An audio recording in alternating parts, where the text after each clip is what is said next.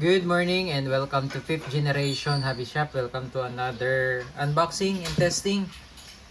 So, shoutout po pala kay Sir Leo. Sir Leo Alejandro of Cabuyao, Laguna. Okay, so yung ating test ngayon is the Crossman SR357 revolver. This is airgun revolver, CO2 powered. Ang bala po nito ay 4.5mm steel ball. Yan. So, this is the steel ball. 4.5mm in diameter. Okay? So, out of the box, ang kasama niya po ay 6 na shell. 6 na shell for steel ball. Okay, ayan. Includes 6 BB cartridges. Pero kung gusto nyo po na mabalahan siya ng pellet, so this is pellet. Kung gusto nyo po na mabalahan siya ng pellet, kailangan nyo po nito. So ito po ay bukod pong nabibili. So this shell is for pellets. Okay, for pellets. Tapos yung nakasalpak dito, ayan, yung nakasalpak dyan sa unit na yan. Ayan. Yung shell na yan ay pang steel ball. Yun lang po kasi yung kasama sa unit, sa package. Okay? So, ito po nakaseal po ito, Sir Leo. Silyado po yan. SR357 airgun revolver. Ito po yung kanyang specs. Ayan. Mechanism, revolver, power source CO2, caliber 4.5mm steel ball, airgun shot, 6 shots, tapos yung weight niya is nasa 2 pounds. Yung length naman niya nasa 11.5 inches.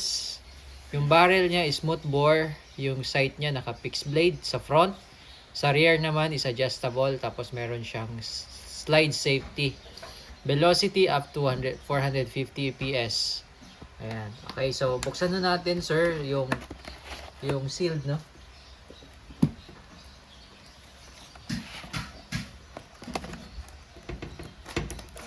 So, kailangan namin, sir, buksan dahil itetest po natin. Pero with your permission, kung hindi na kailangang itest, silyado lang siya.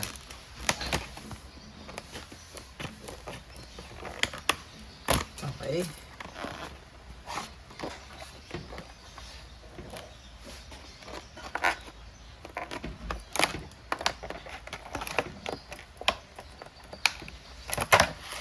Iba po kasi yung packaging niya. Kailangan talagang sirain yung packaging para ma-test po natin. Pero hindi naman totally sisirain natin. Para lang ma-test.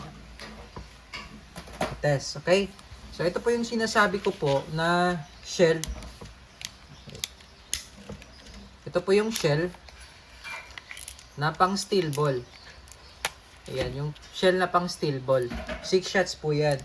So, bali iba po yung shell na pang pellets. So, again, bukod po siyang nabibili, hindi pa po siya kasama sa package. Ito po yung pang pellets. Ito naman yung pang steel ball.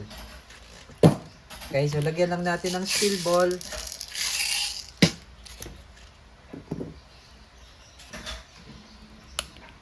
Dito lang po yan nilalagay sa bungad, sa may rubber po. Hindi po yan nahuhulog kasi meron po yan rubber. Yan.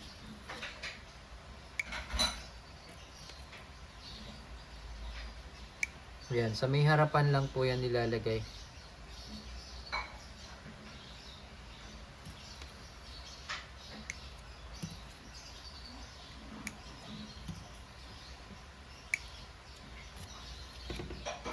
Okay. And then, ito po meron siyang safety. Yan po yung safe.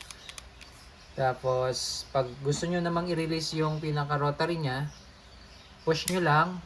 Tapos tulak. Ayan. Okay. 6 inches po yung haba ng barrel. 6 inches.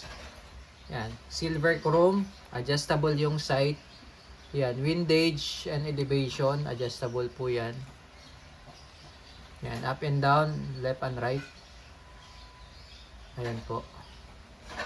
So, this is single and double action.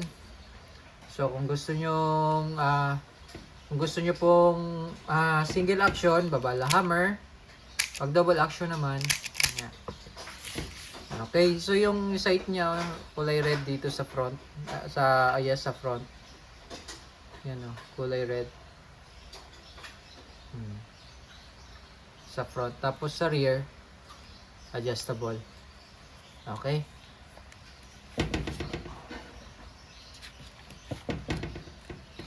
So ito po, may kasama na siyang CO2. Bali, ang CO2 po na kasama nito ay 5 piraso, 5 pieces na CO2.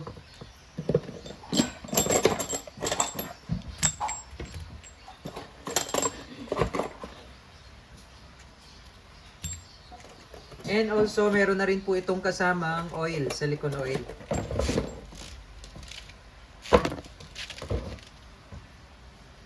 Okay? Load tayo ng CO2. Sa paglo-load po ng CO2, ganito lang po. Itong cover, labas nyo lang.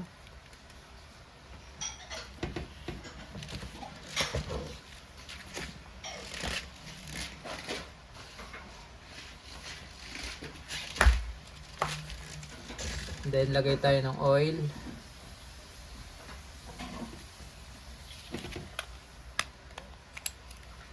Load.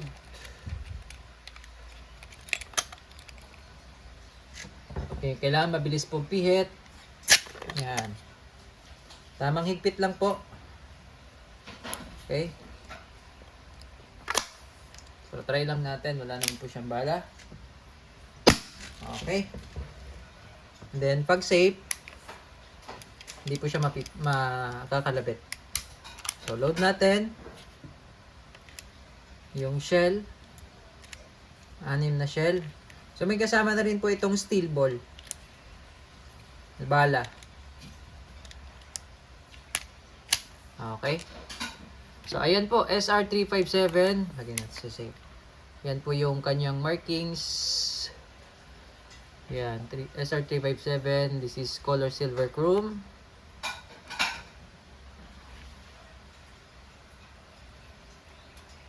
By Crossman. Yan. Okay. So, testing po tayo. Okay, testing po. 3 shots for single action, then 3 shots for double action. Okay. Single action. Firing.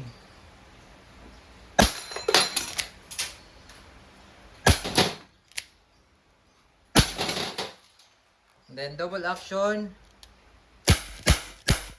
Okay.